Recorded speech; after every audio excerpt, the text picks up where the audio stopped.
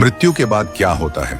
जब कोई प्राणी मृत्यु को प्राप्त होता है तो यमराज के सेवक उसका संपूर्ण जीवन लेखा लेकर चित्रगुप्त जी के समक्ष प्रस्तुत होते हैं। चित्रगुप्त जी के पास उस आत्मा का पूरा डेटा होता है।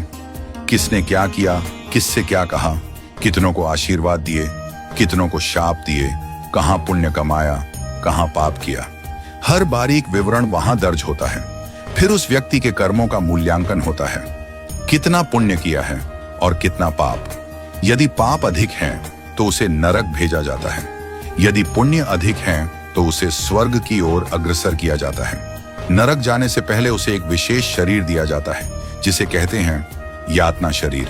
यह शरीर सामान्य मनुष्यों की तरह ही दिखता है, परंतु इसमें एक मूलभूत अंतर होता है। हमारे शरीर में यदि किसी अंग को काट दिया जाए तो हम मर जाते हैं, पर यातना शरीर में ऐसा नहीं होता।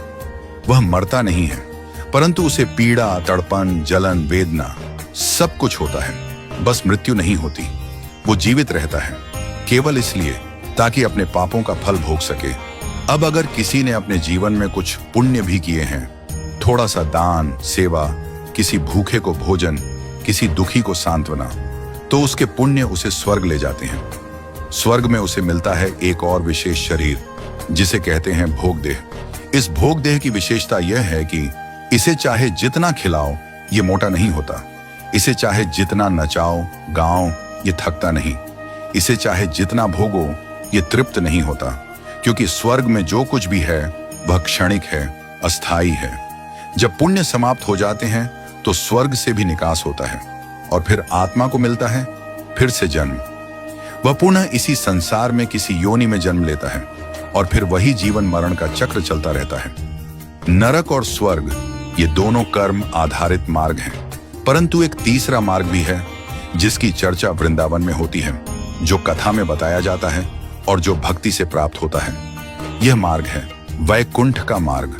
जो आत्मा न भोग की इच्छा रखती है न विलास की, जो आत्मा ईश्वर की शरण में उनकी भक्ति में प्रेम में डूब जाती है, वो आत्मा न तो नरक जाती है न स्वर्ग, वो सीधा वैकुंठ जाती है।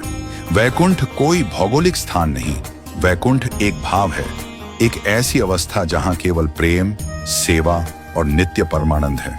वहां जाने के बाद आत्मा को फिर से जन्म नहीं लेना पड़ता, क्योंकि वहां जीवन नित्य है, वहां समाप्ति नहीं, केवल शाश्वतता है। सार ये है, नरक मिलता है पाप से ताकि दंड मिले, स्वर्ग मिलता है पुण्य से ताकि भोग मिले, वैकुंठ मिलता है प्रेम और भक्ति से ताकि भगवान मिले। यदि आप वृंदावन आते हैं, यदि आप संतों की वाणी सुनते हैं, यदि आप श्री हरि की कथा, लीला, नाम में रम जाते हैं, तो आप केवल पुण्य नहीं कमा रहे, आप वैकुंठ का टिकट ले रहे हैं।